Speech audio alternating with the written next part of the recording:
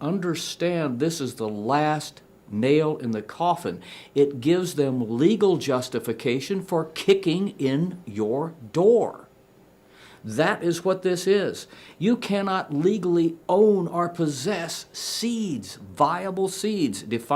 It's under UN administration, under the World Trade Organization, under Admiralty law, United Commercial Code. It's not under the Constitution, and if people have yet don't understand that what the United Commercial Code is, then we're too far gone. The discussion's too far gone. United Commercial Code, first sentence, the United States of America is a corporation. We are chattel of that corporation. The United Commercial Code, UCC, governs world trade affairs. World Trade Organization is the enforcer of the United Commercial Code. It dates from the 16th century. It's a papal edict that says that if any country rips off another ship coming in, with trade goods, all other countries on earth will band together and attack them. Because when you're shipping gold, furs, spices, stuff, there's nobody there. You just rob it and kill everybody on board, and you plunder it. This has been in place, and this is the law of the land, the supreme law of the land. So if you go to the Capitol in Jeff City, you will see a statue of Thomas Jefferson. Look to your right. There's an enormous bronze statue of Zeus, Poseidon, the god of the sea, World Trade Organization, holding a trident in one hand and the noose in the other. That is in front of every courthouse in the state body. Capital. Yeah. Why? When they take you on your little 3rd grade and 7th grade tours of the Capitol, they never tell you what that's sitting there for or what law it really is. It's under the United Commercial Code that the IRS kicks down your door, steals your computer, freezes you are guilty until proven innocent. That's not the Constitution. That's the World Trade Organization.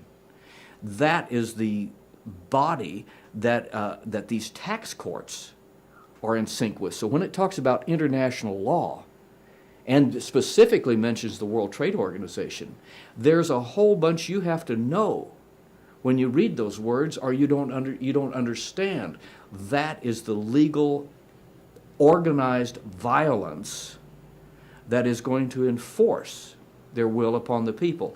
When we signed the treaty with Iraq to send reconstruction money, we're talking billions, hundreds of billions, they had to agree in the first sentence, first paragraph, to destroy their indigenous heirloom food supply for the country of Iraq and buy from Monsanto.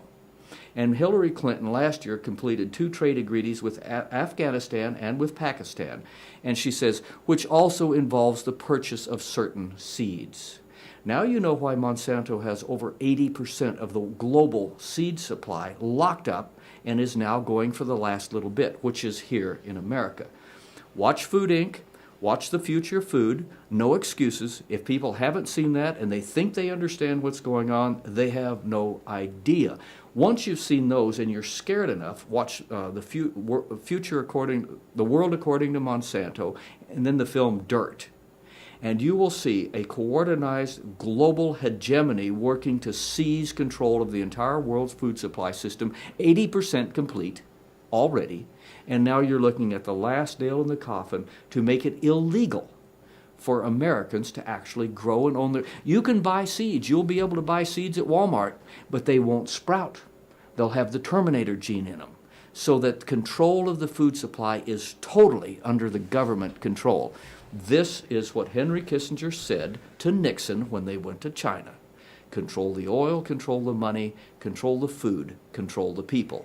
This is not philosophy. It is the agenda that we are under. Last stage, folks. Take a look at the stage you're about to leave. Small Entity Compliance Policy Guide, not later than 180 days after the issuance of the regulations promulgated under subsection M of Section 418 of the Federal Food, Drug, and Cosmetic Act, as added by subsection A, the Secretary shall issue a Small Entity Compliance Policy Guide setting forth in plain language the requirements of such section and this section to assist small entities in complying with the hazard analysis and other activities. Neither specified nor alluded to is the empowering language of what assist or hazard analysis or small entities may mean. In federal empowerment legislation, this means whatever they want it to.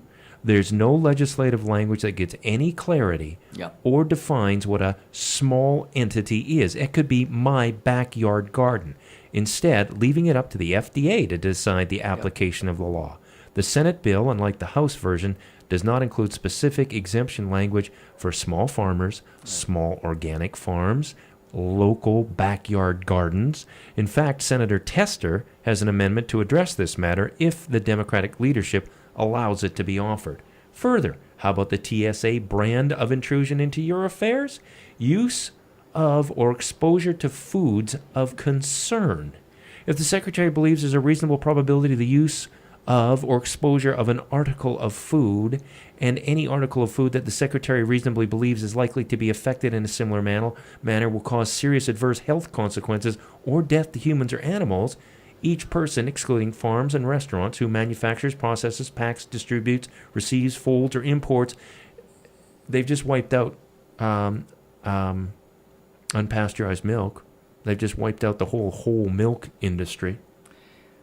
And Lord knows what else they're going to decide is dangerous to human consumption.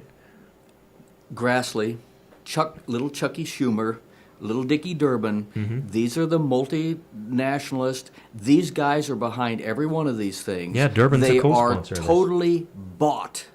Now, they are total poster boys for Monsanto and the multinational corporations. That's where your campaign dollars go. Now, but look at this, because it isn't just the Democrats, to be fair. They're all on the gravy train. You've got Lamar Alexander. He's a famous one. Republican from Tennessee.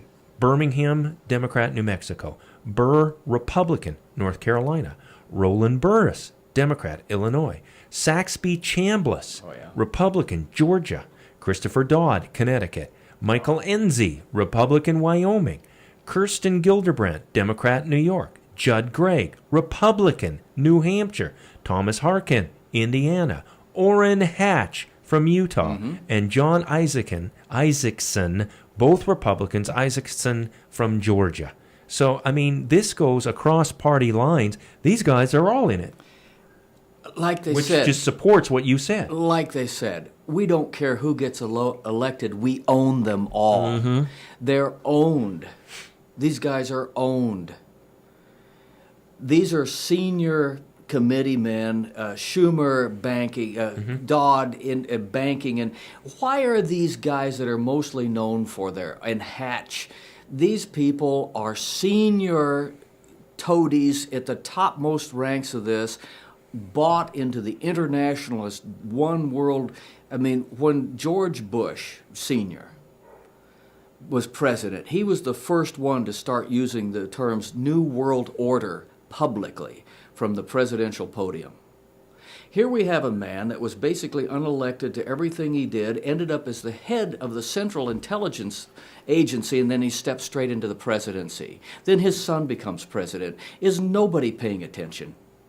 Oh, and there's talk of his brother running in a few years as well. This is a family business. And there's talk that if Obama stumbles, that Hillary will step up to fill the void. You know, it's a very tiny group of characters that are all the same people. Well, yeah. It doesn't matter. It's drama for our sake. More from this story. You may be disposed to embrace a genetically modified, enhanced, and altered food chain, but for those of us who eat our foods unadulterated, raised naturally, and without the benefit of the federal government mandating what we can and can't eat, S510 is one more giant step towards consolidating total power over the lives of free citizens. It is standardization on a scale never seen. Remember Ireland and its potato famine? That's what standardization accomplishes. One bug killed an entire economy. And that's the point. We say, oh, that's a terrible thing. People can't get their minds around the fact that that's what they're aiming for. See, if I grow 3 different types of heirloom tomatoes, there may be a bug that wipes out one of my tomatoes, but odds are pretty good that one of my tomato plants is going to survive. if I grow 3 or 4 different types of cucumbers, there's a good chance that one of them at least will survive. Yes. If I grow different types of beans, if we all grow the same bean and one bug wipes out all the beans, no more beans. We all grow the same type of cucumber, one bug eats all the cucumbers, no more cucumbers. One bug eats all the squash, no more squash. What are people? But that's just it, Galen. People aren't thinking, and Lord forgive me, but it is so frustrating that people don't use this. And if you do use it, well, you're wearing an aluminum hat. No, I'm actually looking at the facts and drawing some pretty reasonable and pretty modest conclusions. I mean, this bill, why would any rational government need to write a bill? What is the need for this bill? There is no need unless there's an agenda here. There's obviously an agenda. There's an agenda. Here. Now we're... Look, what I'm going to tell people is... You're talking about monocropping. Yeah. There are is that what it's called, monocrop? There are 3 or 4 tiny modified differences in the wheat grown in Kansas. Okay. Since this was in the L.A. Times, April, I think, 08 or 09, look up wheat stem rust, UG99. It's in Yemen. It's killing all the wheat there. A $15 FedEx package and a guy with a rented car next spring can take out 264 million bushels of American wheat. And this country's over. You can do it for under $500. $300 if these guys, don't eat pork and look at porno like they tend to, these Taliban types, these nutcases. 2 men, one man in the United States and 1 FedEx package and the country's over. These laws, they're in their own grandiose governmental top-down way, are going to be superseded by, who was it what said, thank God Ted Kaczynski was a mathematician and not a biochemist. Yeah. We'd all be dead. Yeah. The people that look in this Hegelian, oppositions that World Trade Organization, one world government, and we the little people running around, scurrying around like ants, we can't get over our own programmed way of thinking, which is a bilateral, bisymmetrical opposition of forces. This is how you rule with hierarchy and the organized societal violence that is brought to bear on anybody that doesn't stay in line. There are higher symmetries of civilization, higher ways of performing civilization and getting along. The Bible is full of people that tried to introduce them, along with the same reaction that people are going to do here when the trucks stop rolling and they've got 2 days' worth of food and they suddenly realize being spiritual isn't going to cut it in the way they think it is. It's way too late. It is going to take we're like a balloon floating through a cactus patch. So I want to balance what I'm saying. I mean, you can take it economically, militarily, rogue. Somebody in one of the 20,000 universities around the world that now teach recombinant DNA. So you need Ebola and a common cold, and you've wiped out everybody. It's that simple. We are living in such a tenuous state that what I want to say now is really important. For the average person, there's only 2 things that wakes them up: pain and terror. Otherwise, they're going to clutch, it's fear and greed in our world that we're constructed. So what I want to say is that fear will not help us on any level. Fear robs the strength of the mind. You cannot have fear if you first do not have faith in your fear. You cannot live in faith and fear simultaneously. Our challenge, and you're a man of faith, how do you achieve metanoia? How do you wake up and change a repentance in the minds of 1 million people simultaneously? Repent over their broken covenant between the land and the Creator. Send them to Deuteronomy to tell them what happens when you do that. See, the sad reality is, Galen, that